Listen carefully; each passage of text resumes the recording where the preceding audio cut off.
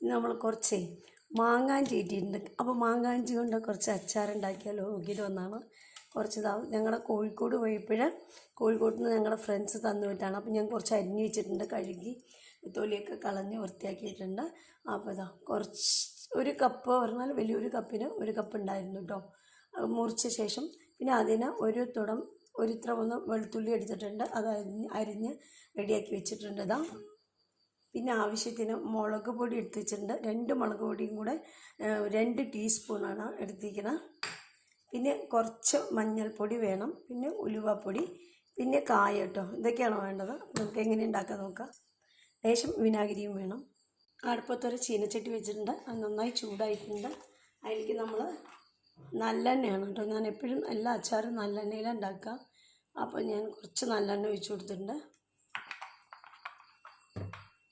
നല്ലെണ്ണ ഒന്ന് ചൂടായി വരുമ്പോൾ നമുക്ക് ഈ സാധനങ്ങളൊക്കെ ഇട്ട് വഴറ്റിയെടുക്കാനുള്ളതാണ്.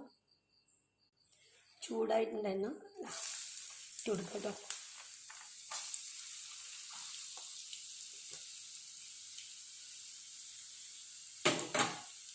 അതിൻ്റെ വെള്ളമയം എവിടെയെങ്കിലും ഉണ്ടെച്ചാൽ അത് പോകുന്നവരെ നമ്മളൊന്ന് വഴറ്റി കൊടുക്കാം.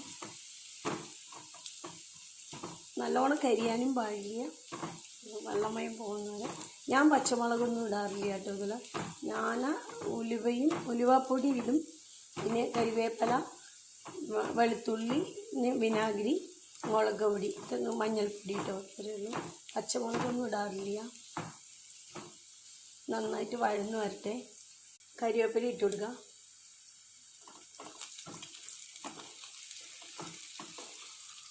അധികം മാങ്ങാഞ്ചി എവിടെ നിന്ന് കിട്ടാൻ വഴിയില്ല. അപ്പോൾ നമ്മൾക്ക് കിട്ടുമ്പോൾ ഞാൻ ഉണ്ടാക്കി. അതിൽ കുറച്ച് വെളുത്തുള്ളി ഞാൻ അരിഞ്ഞ് വെച്ചിട്ടില്ലേ, അതും കൂടെ ഇടുന്നുണ്ട്. നല്ല ടേസ്റ്റല്ലേ, മാങ്ങയുടെ അതേ ടേസ്റ്റാണ്. പക്ഷെ പുളി ഇല്ലാത്തതുകൊണ്ട് നമ്മൾ വിനാഗിരി ഒഴിക്കേണ്ടി വരണം. അല്ലച്ചാൽ നാരങ്ങ നീര് ഒഴിച്ചാലും മതി. വിനാഗിരി ഒഴിച്ചാൽ കുറേ ദിവസത്തിന് കേട് വരില്ലല്ലോ. ഒരു 4 മാസം 5 മാസമൊക്കെ ഇരിക്കും ഇതങ്ങനെ, കേട് വരാണ്ട്. ഇനി നമ്മളിതിലേക്ക് എടുത്തു വെച്ചിരിക്കുന്ന മുളക് പൊടി ഉണ്ടല്ലോ, അതിട്ട് കൊടുക്കാം. ലേശം മഞ്ഞൾപ്പൊടിയും ഇട്ട് കൊടുക്കാം.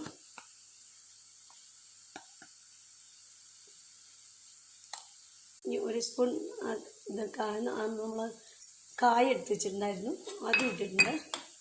ഇനി ലേശം നമുക്ക് ഉലുവപ്പൊടിയും കൂടെ ഇട്ട് കൊടുക്കാം. ഉലുവപ്പൊടി അധികം ഇട്ടാൽ കയ്പ്പ് വരും, അപ്പോൾ ലേശം കൊടുത്താൽ മതി. ഇനി ഉപ്പിടാം കേട്ടോ.